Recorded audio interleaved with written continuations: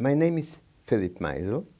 I was born on the 15th of August 1922. I have a twin sister. I have had an older brother who is 6 years older. I was living in Vilnius. It was under Polish occupation at the time when I was born. Actually, it was the capital of Lithuania. Vilna was a religious town. There were 150 synagogues in Vilna, 7 high schools. Vilna had 200,000, the population of Vilna was 200,000 people, there were 60,000 Jews. And there was a lot of Jewish newspapers. It was center of Jewish learning.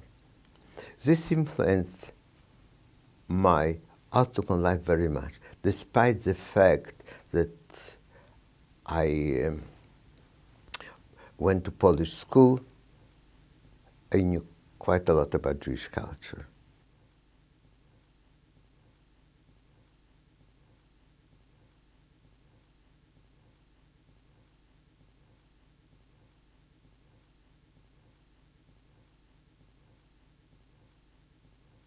I came home and I saw my father. My father stayed behind. At this stage, the concept that the Germans are better than the Russians still existed in the older generation. His expression was, I would rather eat dark bread under the German occupation than cakes under communism. And I found him on the stairs. In these 3 days, he got at least 5 years older. He embraced us, said, thank God you are back. Life under Germans were very difficult. Immediately they introduced curfews. Jews were not allowed to work on the pavement. If somebody was walking with a star, he could be arrested in the street and taken to work. Life was comparatively difficult, but we still managed because we knew that the war is going to break out. Everybody has some kind of reserves of food. Even if the rations were very small, we had bread rations, we could exist. We were still living in our home where we had, all the comfort of middle-class family. On the 1st of September, it was a nice sunny day, approximately 12 o'clock in the afternoon. The German auxiliary, not the German, Lithuanian auxiliary police called at our place and told us that we have to leave the house in 20 minutes and take with us so much as we can. Nobody bothered about suitcases. We just put sheets on the ground and everybody was putting his the dearest possession. My father was very clever. He told me, throw out your album. I had a stamp album, which I valued very much. I took some notes. I read a lot of books, and I made a note. Throw it out. We took food, clothing.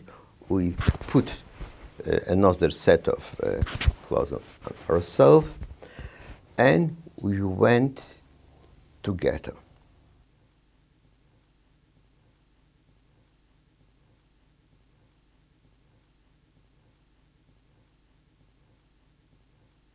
When I came to the ghetto, the conditions were miserable and so on, but there was resistance. And the resistance existed everywhere. Everybody belonged to some kind of a small group. The relationship between parents and children changed because young people who could work for Germans efficiently were the backbone of existence of the ghetto. The Germans let Jews live in the ghettos because they need their labor. There was very little food in the ghetto. There was, every morning, people had to go out, work and come back. One of the advantages that somebody was working outside the ghetto, he could exchange some pieces of clothes or whatever they had for food and wood. We didn't have any wood. After establishing ghetto, I think about after a month, they issued all the people who work with a yellow certificate. One certificate could save 4 people, wife, husband, and 2 children. During this night, they took away all the people who didn't have these yellow certificates and killed them, possibly about 4,000 to 5,000 people. And this was changing. After yellow certificates, there were white certificates, there were blue certificates, there were continually exterminating people. People to survive had to have a job with a very important German institution. My father decided to save my life, he has to find a job. And they needed automotive electrician. Cars were a rarity in Poland. So, because I knew physics and my father knew that I can fix up fuses at home, I became an electrician, automotive electrician. And within 6 months, I learned my trade. 2 years after establishing the ghetto, the Germans started to eliminate the ghetto. One morning, the ghetto was surrounded by Estonian troops, and they started to liquidate the ghetto.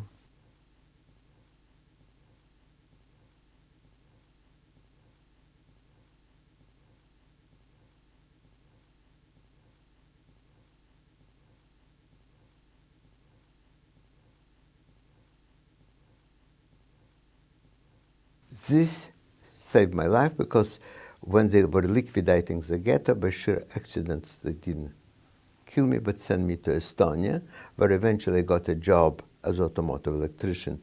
And this fact that I was needed by Germans enabled me to survive the war. I slept at night in a concentration camp. During the day, I worked in a garage, and this made my life much easier because first thing, nobody beat me. Second thing, I was wearing overalls. And the attitude of the Germans with whom I worked was very, I wouldn't say pleasant, but I was one of the workers. I wasn't a Jew who is discriminated against. We had not extra food. The Germans, if there was any food which they didn't want to, left it on the table and they could divide it between us. And some drivers who were grateful for the job we did gave us food.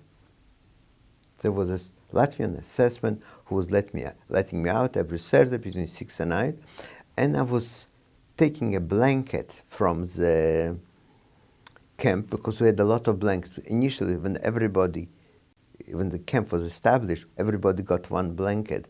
By the time this happened, there was surplus. Everybody had 3, 4, 5 sometimes blankets because so many people died.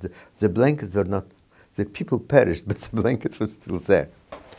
And I was going with these blankets and begging for food, but in exchange I would offer the blanket. The blankets were full of lice, and the Estonians would never accept it, not even would buy them for the horses. But they would always give me a bit of bread. And one day, a fellow opened the door, and while I was waiting for the piece of bread, I saw a young girl sitting at the table, munching biscuits and reading a book. To me, it was a paradise. For many months after, I dreamt about heaven, where I could sit quietly, read a book, and munch a biscuit.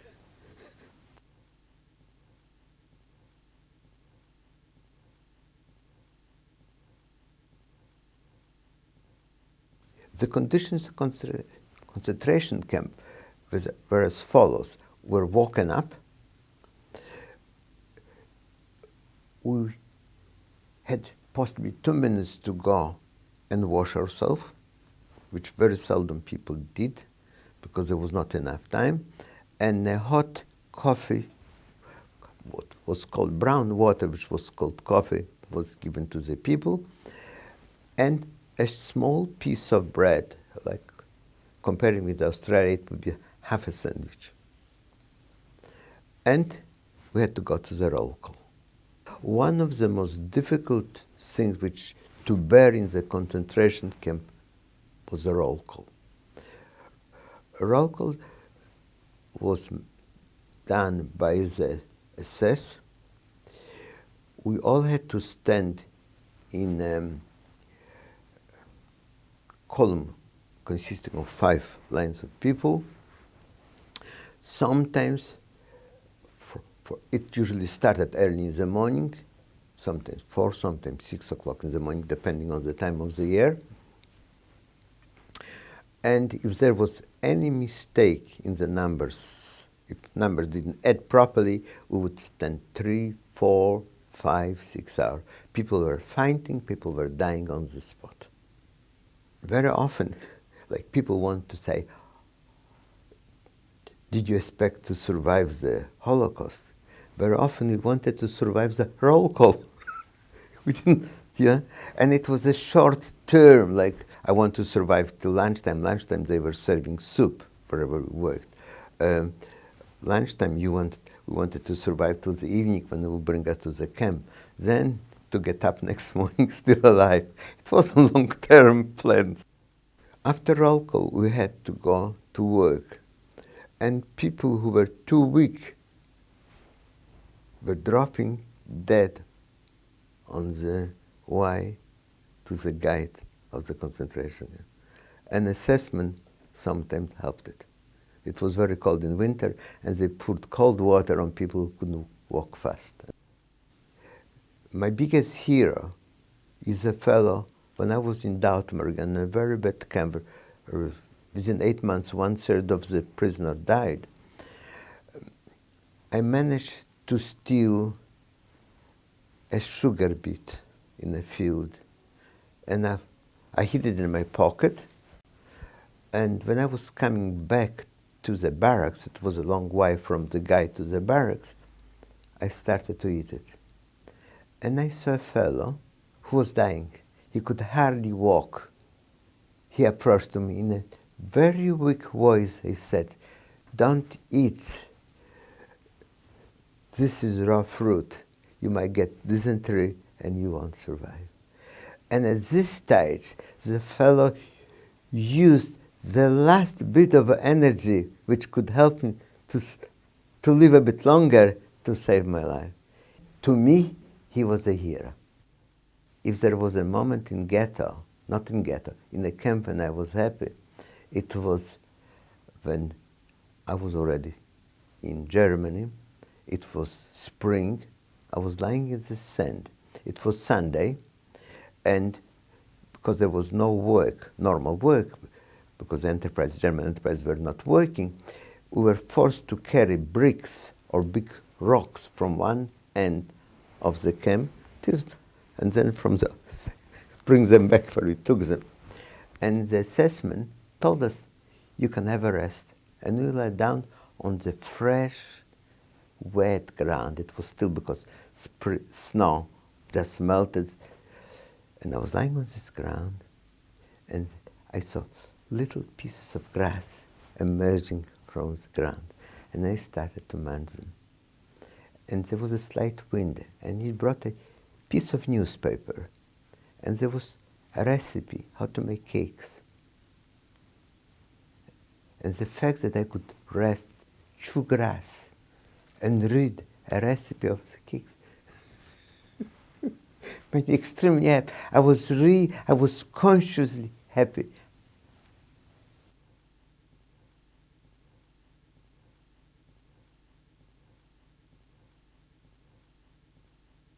Liberation, it was exuberation of being free.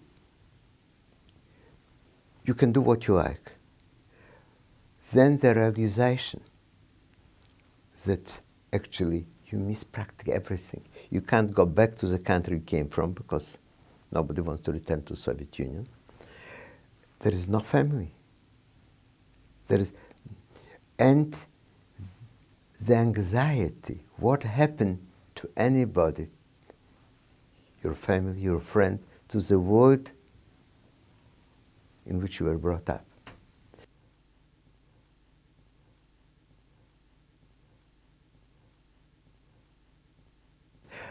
This gave my life some meaning, purpose. You see, actually, from this time, I could look after my sister like being a father. But what was very important, that liberation was not a happy moment. The exuberance disappeared practically after 3 or 4 days, and there were long periods of contemplation, what to do next.